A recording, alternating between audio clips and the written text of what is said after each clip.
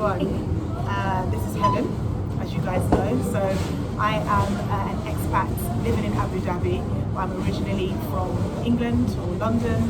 My parents are from Ghana, which is where my blackness comes from. Hi, my name is Monique. I am from Seattle, Washington, America. I am a fashion, lifestyle, beauty, and travel blogger here in UAE. And I also am the creator of Black-Owned UAE, a visual directory that highlights Black-owned businesses in the UAE. Hello everyone, my name is Maitha. I'm Emirati, and I consider myself, of course, and very proud to say that I'm Black Emirati. So the way that this came about was obviously after the events that happened in America concerning George Floyd. I think it's just united black people globally. Exactly. And so we were hearing a lot from Americans, and I know that there was a lot of things happening in the UK regarding the Black Lives Matter movement as well. But then over here in the UAE, we've also managed to find each other, and yeah, we're just here to have an authentic conversation about what it means to be black to all of us in the different places that we are from, and also what it's like being black in those places, but also living here as expats too. Yeah. And also we want to share our stories and just, talk openly about how did we feel maybe in the past and in the present time being black. Did it change anything, and how do we, if anyone misses children, or maybe in the future, how would we raise them to accept themselves? This is really important. And I think also as a Black woman, how do we navigate spaces here in UAE and also in the world as Black women, and being proud of who we are, when a lot of times the media representation of us and a lot of things that we see in magazines, or we don't see representation at all, is a specific type of Black woman, if there is a Black woman represented. And so I think it's important that we have those conversations about ways that we can change how Black women are represented and how we can speak up as Black women. In terms of growing up as a black person in Abu Dhabi, Dubai, what has that been like for you? It has been, me growing up, I have not seen any difference. I have not faced racism in terms of racism what is faced in Western society. It was different. People were only calling us with certain names, which means like a black woman or a black girl, or a negro. But in the beginning, when I was young, it was bothering me. It's because they are, putting me in a category according to my skin color. But after that, when I came to grow up, and all, of course, the tolerance in the country, I think people's mentality has changed. In the past, it was different because most of the Emiratis, they were white in color. So basically, we were minority for them. So basically, now we are growing in number, and I believe that in our country they see it something normal at the current time. But in the past, still people, they have their own perspective. Like as I mentioned, some people, a white family, they will not get married from a black family and so on. So this is the only racism that we're facing, but not in terms of torturing a specific race for them being in a specific color or the specific religion or whatever. For me, the biggest fight for us as a Muslims is our religion. When people hear that we're Muslims, sometimes they're scared to deal with us. In so many countries, when I go, when they see us with our hijab, they just stay away from us. They don't deal really in a good terms with us. So for me, this is another type of racism that maybe we'll talk about later. And Monique, what's it been like for you? I've had a different experience growing up and living in the States, because racism can be pretty in your face, and it comes in the way of getting harassed by the police and things like that. I've experienced that right before I moved to UAE, and I've been harassed by the police, and at that point, there was like before that incident happened, I knew I was black, and my parents always raised me to be proud of who I was. But I think it was that point where I really felt what it was like to be, basically feel stereotyped for somebody that you aren't. They were harassing me to see if I had drugs on me, and from a person that I've never seen drugs, I've never been around drugs, I've never experienced drugs, for somebody to accuse you of having drugs and to keep, harassing you about that was like a turning point in my life, because it made me realize that there are evil people, unfortunately, in the world that will stereotype you just because of the color of your skin. After that point, I moved to UAE, and in UAE, as a Black American woman, I felt a lot of racial bias and a lot of like microaggressions, where it's like, oh, you're from America and you're a Black woman, you're loud, you're ghetto, and you're ignorant. I've even had people ask me questions like, do you live in a neighborhood that's, has gangs and been shot up? And I've been asked questions like that just from what people perceive a Black woman as from the media.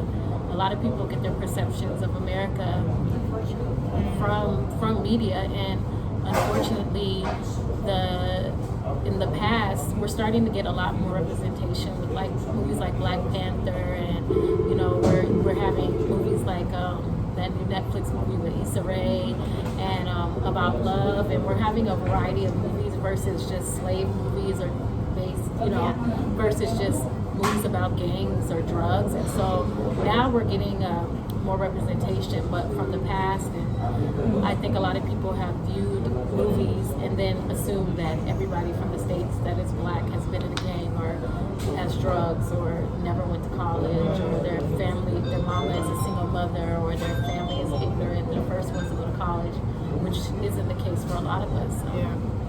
Black women in the States are one of the groups that are the most educated groups. So, data doesn't lie, but media can play with reputations. So being from the UK as well, a lot of our TV shows come from America. So the way that we are treated, even though it's very different in terms of the slave trade. I know that England's pretty much started it.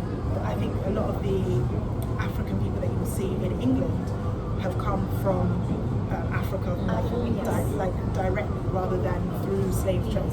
And also we have a lot of Caribbeans who came to help rebuild the country, but we're still treated as like Americans, basically. So the way that people engage with Black women is like the Black American women, stereotyped women on TV, or even in school we were taught Black American history and not Black British history, even though it's a thing, so it's really interesting. I think coming over here, I actually wrote a post about it, like a blog post about being better off here as a Black woman than in the UK. Because of my passport. Because my passport is British, I'm seen here as British rather than when I'm at home, I'm seen as Black African. And then you have like the cool Blacks, which is like the Caribbeans, but Africans is like not cool. Exactly, that's when I mentioned when they will see you as the passport you're holding. That's why when I'm Emirati, I have the Emirati passport, I'm considered Emirati. But it does not mean that I don't have African blood or anything. I'm not familiar with it, but I believe in it and I don't mind it. I would be so proud if I had it, but as my identity, I have known myself as an Emirati. And this is actually how, when you're growing in a place actually where you see that the country is trying to give the population or the people of this land the best that they can, and equality, which is more important. You can see it. This is what I see in my country. And back from our history, especially with the slave trade, we had this coming, but the difference is that people lived with them. It's different. They got from their art, they got from their culture, they got, even we have until now some type of dances that it's originally African, but it's mixed with the Arabic dance, and this is how you see tolerance and everyone is living together.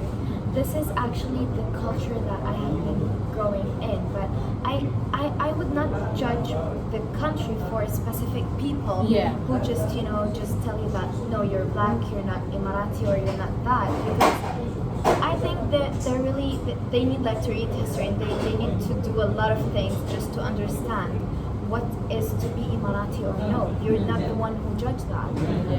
So for me, I have, alhamdulillah, been living here for like intolerant, to be honest. I'm considered, when they see me with Shayla and Debrah, holding my passport, they treat me as an Emirati. Otherwise, when I go to London, this is what my next question was going to be, because when I it's travel, different here, because it's the same for me when I'm here.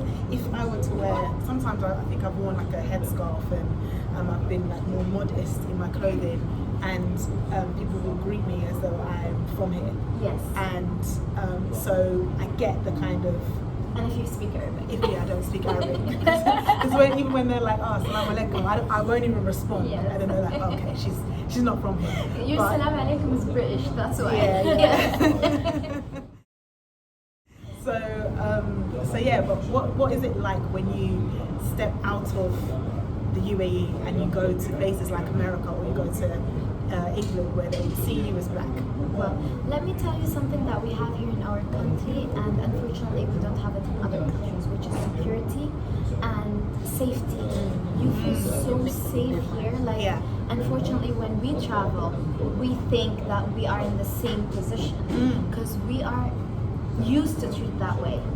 And our country, alhamdulillah, makes us like feel really safe, and that even if you like have a walk, I don't know, like 2 a.m. or 3 a.m. in the morning, you're like nothing is going right to me, like you're 100% sure. And this is what, unfortunately, when we travel, we think it's the same. At least if it's not 100%, then it's going to be maybe 80%. But alhamdulillah, I've never like faced any issues, but it's only in the airports usually.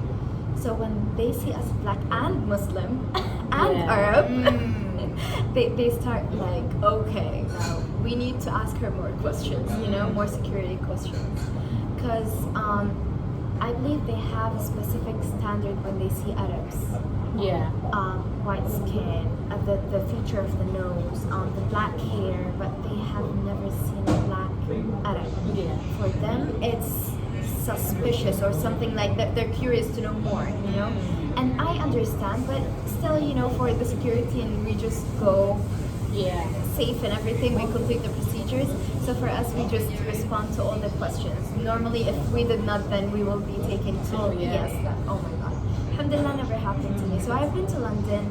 Alhamdulillah, I have always stayed in like, where's Oxford, Marble Arch. So I have been there 10 times in my life, so they are familiar with us. Like the hotel knows us, and the shops, they're familiar with us. US, I have been one time in my life to New York. And my mother, she was like, don't you ever dare even step out of your hotel, like your room from the hotel. Because, she was terrified. She was like, something bad will happen to you. Someone will shoot you. So, we have even these stereotypes. If we went to the US, this is what will happen. But for me, I love to experience other countries, like, with the flaws and with the positivity. It's important. This is how you get the experience. Otherwise, you're just, I think you just traveled for shopping. And I don't like to do this. Like, okay, well, next time when you're in London, you can come to where I live. I swear, I would love to. Like, I even try, to search for these authentic experiences where at least I try, even if it was with the black community in London. I have been to a concert in London. I mean, Burna Boy. Oh my god. Oh my god. Oh, you're a Burna Boy fan. Okay, well. Yes. I have been there, and I have like introduced a whole bunch of like African communities there. was such an amazing experience for me because I've seen Jamaicans, Ghana, Nigerians. It was amazing. That's good. And So where else have you been? What other countries have you been to? well, Switzerland, Nice. Germany were racist as well. Oh my God, Really? in Germany, yeah. I actually didn't experience it. Where did you go in Germany? Berlin. I like Berlin. To Berlin. But Switzerland, they were looking at me crazy walking down the street. It was just me walking down the street, and they were like standing, like looking, and they stared me down as I walked. See, I felt okay in Switzerland, and fine in Germany. Germany, I didn't have. It depends, I think, with people Where? that you're dealing and Yeah. the places that you go. of I course, definitely yes. think, because like Switzerland is probably, it was probably like unusual to see just one black woman walking down the street alone. Yes, yes. I believe it's positive for you guys here, right? Yeah. Oh. It's really nice. I'm You know, really glad to hear that. it's based off your passport, and also like I think it's important to say that a lot of, because UAE is a melting pot and not everybody was born and raised here, a lot of people are coming from a lot of different countries, and that's also where I think I've experienced the microaggressions. Like I didn't experience the ignorant comments from somebody that was Emirati. I experienced it from people who were from different countries, and it is definitely a lot. Can you tell the difference? Oh yeah, I mean, with Emiratis, I've always had positive experiences with Emirati, especially working with them. They've always been very welcoming people. That's just Arabs in general versus, I would say, Western culture or American culture. Always bring you food, always make sure you eat, always very sweet and kind to you, check on you. I've always had positive experiences. I've never had a negative experience where it's been like, oh, well, you know, what I've heard from other people or what I've experienced at home. And then also, it's safe here, like you said, so I don't have to worry about, there's laws in place where if somebody does call me, names that are very disrespectful, I can always just go to the police and report them. And I am confident with that law that they will follow through and, see it through if that person does anything to disrespect me or, makes comments, that I can report it and that they're aware, the consequences. I agree. In terms of it just being like really safe here, and I think with me, I work from home, so I don't actually leave very often. So I haven't had that many experiences with Emirati people, but when I have, they've always been pretty positive. So I remember when I first got here and didn't know where I lived, and I think I was driving on the Corniche and didn't know where to go. And we literally asked the person in the car in front of us to like roll down the window and like give us directions. And the person stopped the car, got out. They were kids. They were like really young boys, but they were Emirati. They got out and they literally said, oh, don't worry, we'll take you there. And they drove us to where we live. And when we went to school, and when my husband went to school and mentioned, they were like, it's really normal. So it's, I think with one thing I can say about Emirati people that I have come into contact with is just generous. They're like, you guys are really generous. Even with Maitha, I had never met her before. We were supposed to meet. But then you had your brother's wedding. And you invited, kind of. You were like, I'm sorry, I can't invite you. I was thinking, that's because of the pandemic and stuff, the corona. But it's and I not. didn't want to bother because it's in Dubai. You will need to do the test. But that's really uncommon. That you meet someone, you haven't met someone, and you invite them to a wedding. That's to be honest, that's normal. In our country, this is normal. Being hospitable, and people are living here and doing so much for this land. We appreciate whatever they're doing. That's the thing. So, and another experience that I had actually, because coming from a Muslim religion, when we go to airports, we always wear modest, like cover up. So some of the Western countries, they would like you to take every bit out of you, like your jacket, your scarf, everything. We do understand it's because of security, but you know that in our religion that sometimes we can't remove our headscarves. For me, I'm fine with it. But for example, if I took my mother or my sisters, this is really something like what I have experienced in the US. There was actually a black woman who actually helped me out in the airport. She took me to a private room and she told me, now we're going just to check in your scarf and everything. That was so respectful to me. Yeah. She understood, and maybe because she saw me I'm black. So she understood that I'm Muslim and this is like something sensitive for me. Yeah.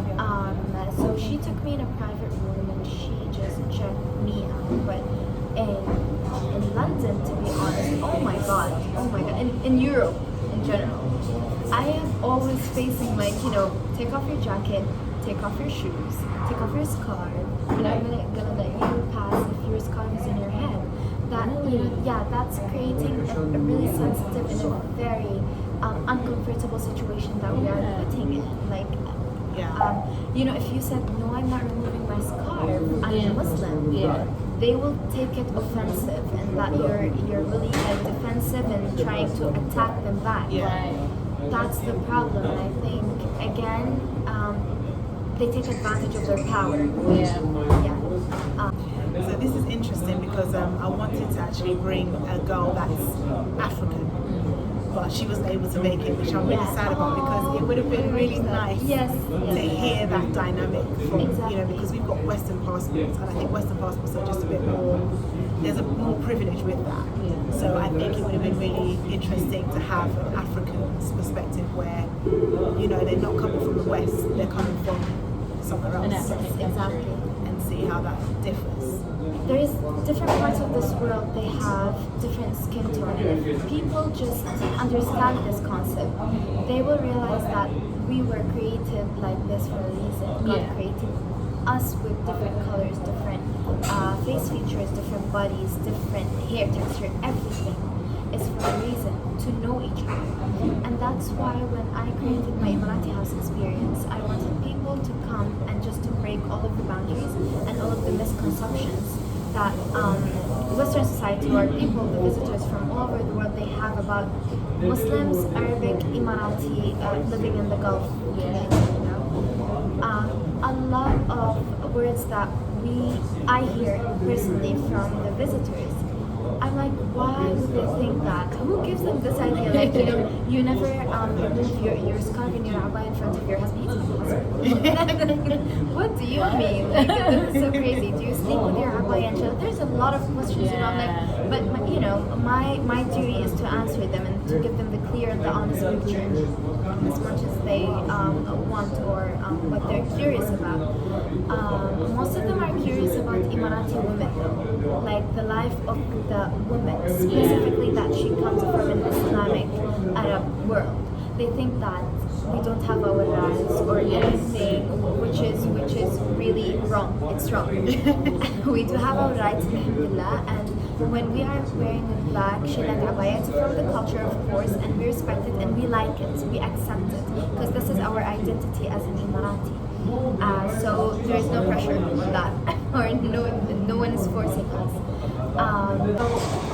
For me personally, I just respect every person's boundary, coming from different religion, race, different country, and this is actually what I'm trying to do otherwise, is breaking the boundaries between locals and expats in this country, which I think is very important. No, I think it's extremely important. If I would have, my family came and visited, and also when I first came in 2016, if I would have known about the experience, I would have come. I didn't have the stereotypes in my mind, but I was very ignorant. I didn't have a lot of experience around Arabs, and I also didn't have a lot of experience around Muslims. And so I did ask the questions, and I'm thankful that I had women that were like, no, I don't, I can do what I want to. Like, I don't have to ask this person for permission. And I also read a lot. It was important for me to know, living here, what stereotypes were incorrect. And I think, just like with black people, I think the media's perception of Arabs and Islam is just that it's all the bad things, when it's not.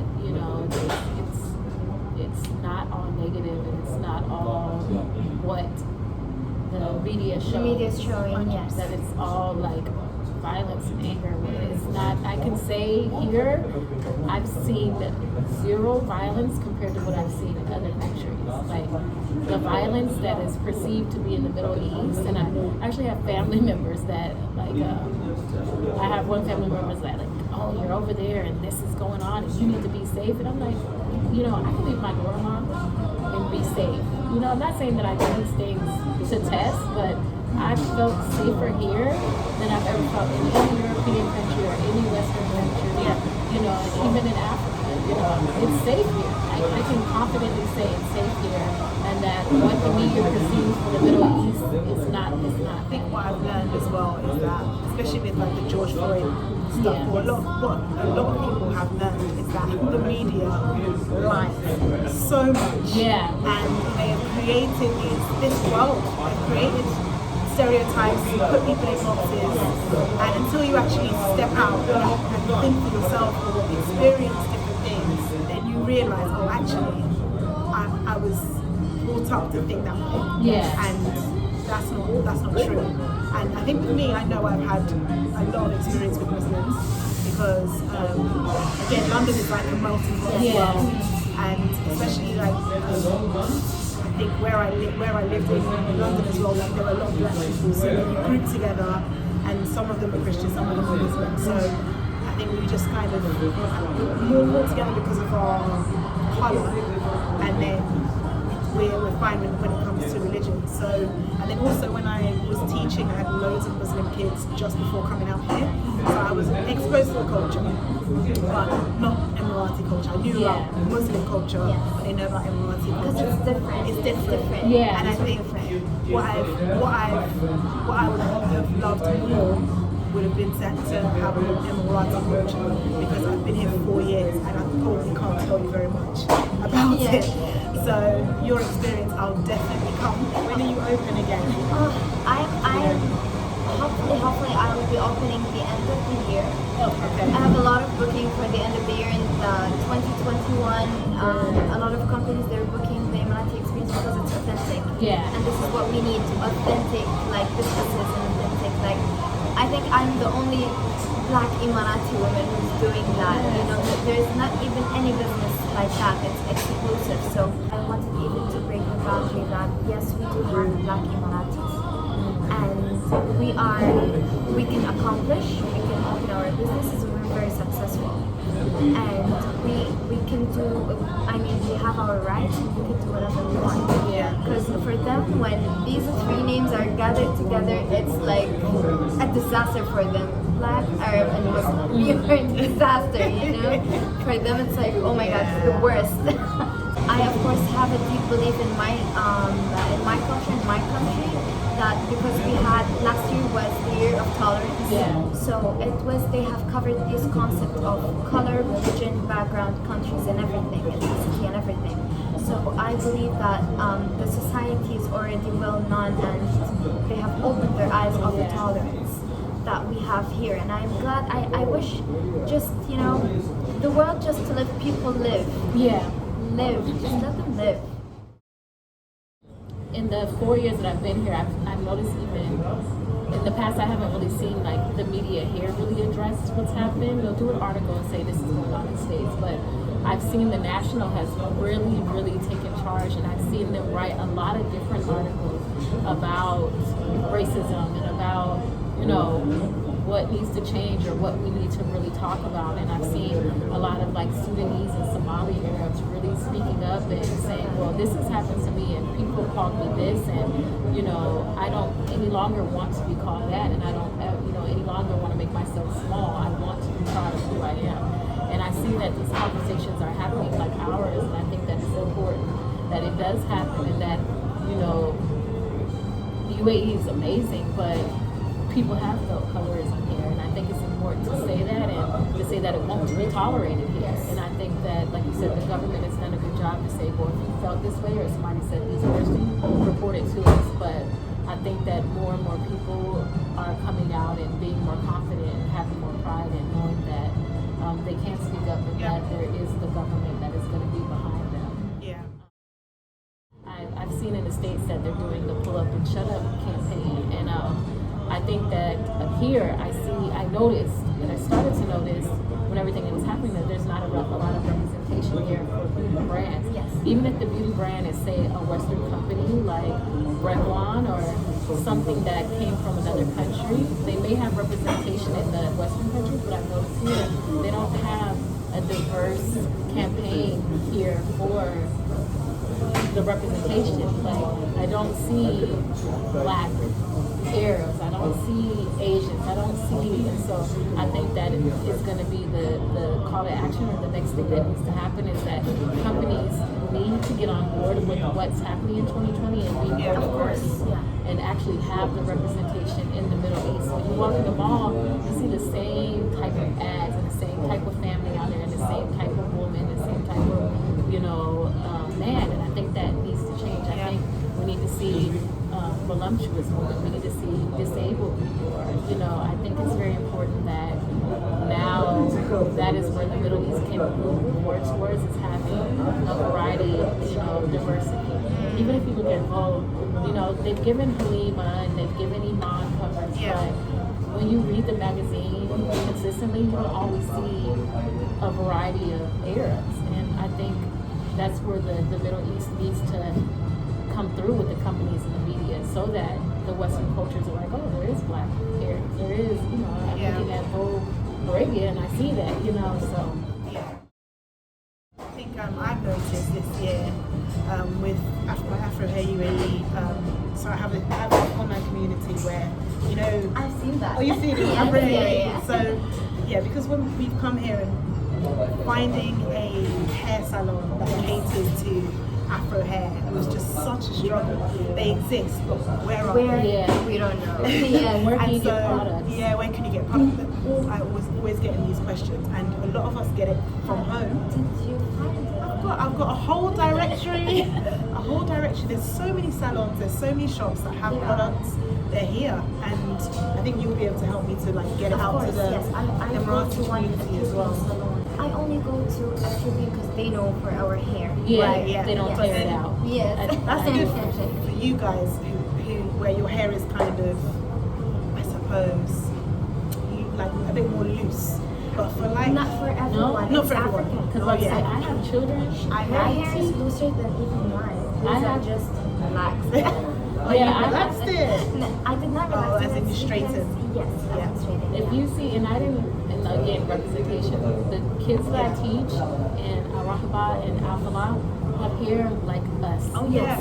Really, honestly, the little girls, little boys have hair like us, brown skin, and I'm like, they look like they can be from America. They're not from America in that sense, but you look like you could be my family, So it's definitely I think it's important, like I said, with the representation, that these little girls and these little boys see that there is a whole variety of Arabs that look just like them. Here they have a specific standard of beauty. Yeah. Unfortunately. Kim Kardashian, thank you. When I speak to one of my friends who is from a well-known tribe, her family is expecting her to have this really sleek hair and a really white, fair skin. Otherwise, she's not beautiful. If she just had a dark spot in her face or in her hand or whatever, and her hair naturally is a bit wavy, they will just give her a hard time. You think you're pretty, you're not pretty. Look at your hair, it's a mess. You need to brush it, you need to make it softer. This is why here, maybe you see a lot of Emirati women, or in the Gulf countries, they're all for plastic surgeries and fixing their bodies and all of the skincare products and sleeking the hair with the treatments and everything. It's because the community gives them a standard of beauty. But this is, again, with the older generation, nowadays they see the curly as a hit. Natural hair is something that is legit. You need so to do you have think it. that it's being, in the Arab world, with the girls, with the women in particular, do you think that they're now trying to take care of their natural hair and they're more interested? I believe so. I think they are moving away. I have a lot of Sudanese and Somali friends, and it's like before they were perming their hair, and now they're wearing these gorgeous big Afro bushes, and Yes, it's like gorgeous. But it's the same thing. I don't want people to feel like this is only happening in the Arab world. In the States, 10 years ago, I was like the only natural person. I've always been natural. I've never had a perm, and that's only because my family didn't allow me to. If they had allowed me to, I would have got a perm because I thought that straight was gorgeous and straight was the standard.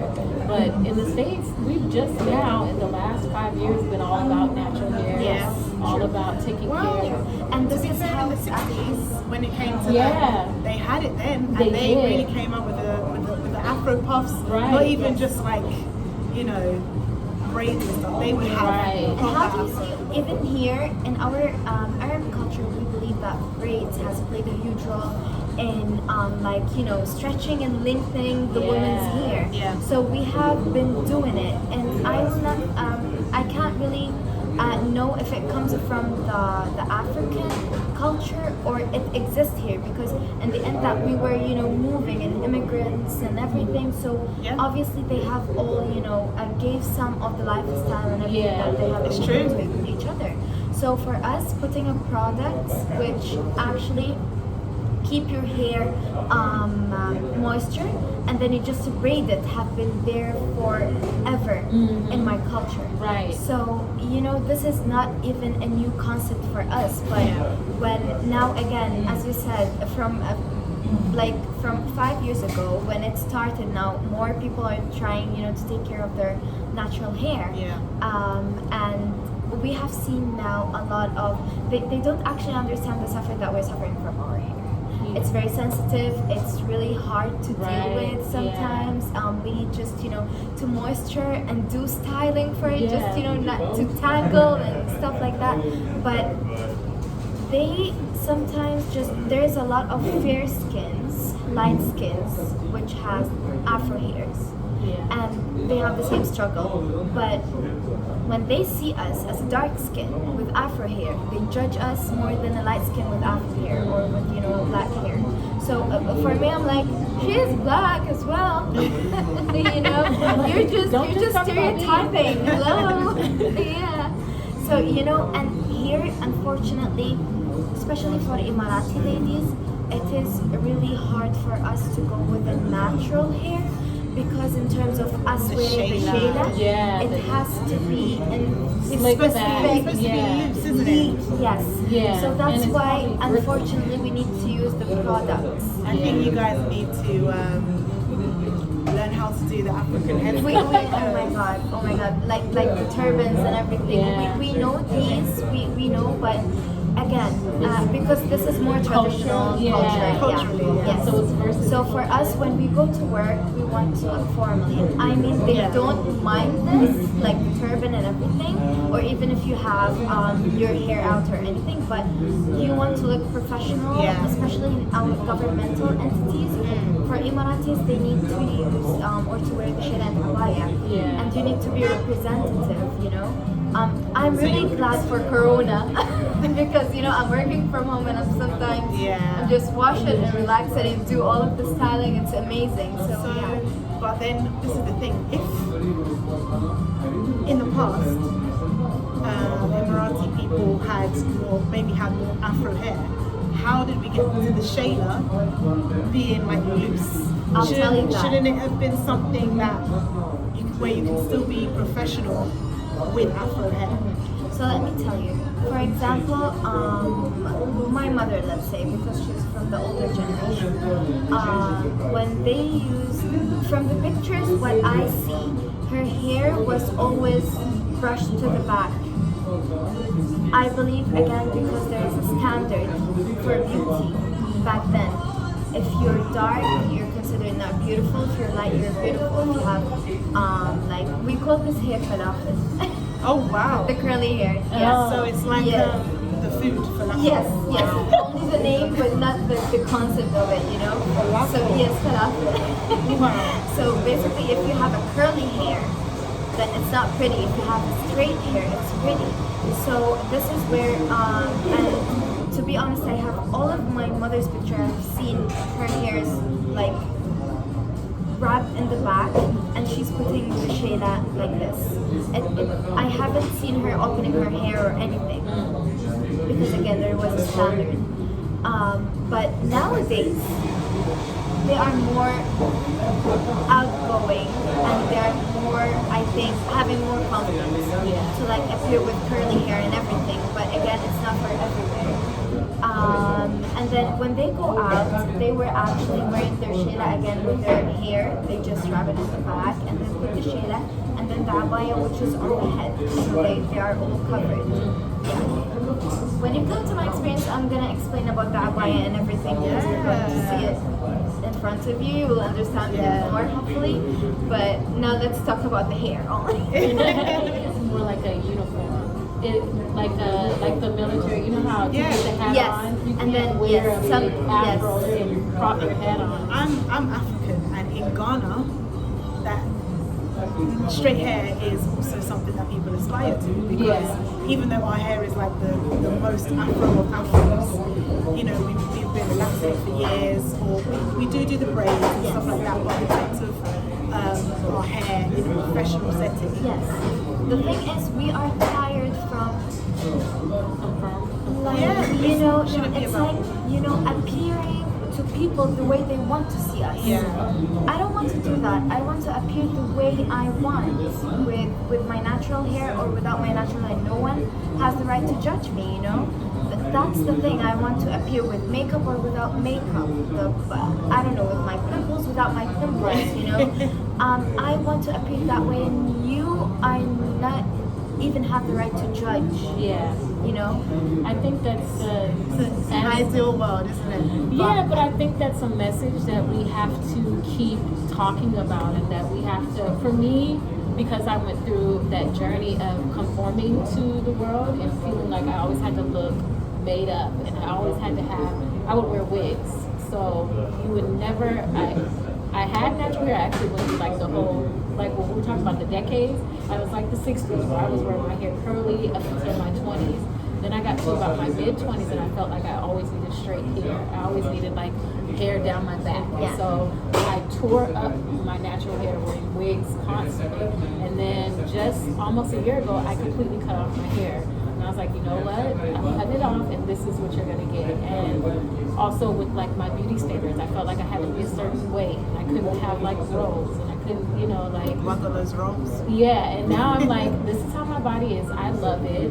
You know, I love my face. I love my features. And I feel like we need to keep having these conversations, because I remember that girl having a low self-esteem and feeling like, well, look at her. She's so beautiful. I'm seeing her right now. Like,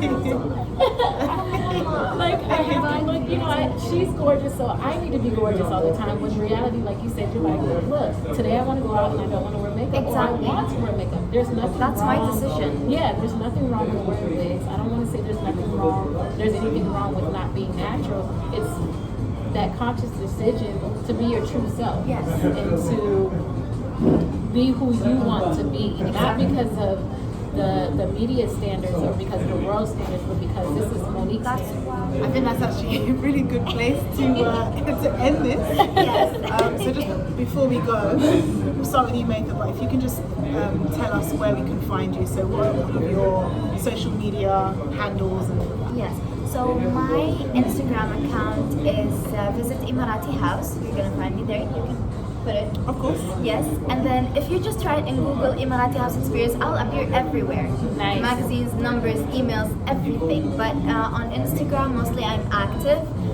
Because it's my only social media. I have a website, and there is an online sessions are open now for people who can't actually travel to the United Arab Emirates and they want to have like a glance or learn more about the culture and tradition. Then you can book the online sessions. But if you have any plans to visit the United Arab Emirates, this is, I think, the opportunity for you to come and learn about the culture and specifically the Emirati community, and be more involved with our life and see how we live.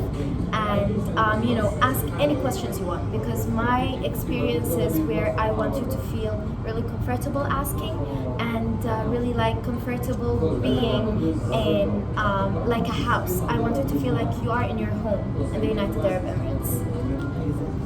And Monique, where can we find you? Right now, my Instagram name is Rainia Moore. I'm going through a rebranding, but for now, it's Rainia Moore. My blog website is moniquespearman.com or rainiamoore.com. Like I said, I'm going through a rebranding. And then also, Black Owned is the community that I created. It's Black Owned UAE, and that is on Facebook and also on Instagram. And I am most active with Rainia Moore on Instagram. And you guys should know all of my socials by now. But it's Debrah-Ampofo, and I also have Afro Hair UAE, and that's the same across Twitter, Instagram, Facebook. But I'm most active on Instagram. Thank you so much for watching. Thank you. Bye.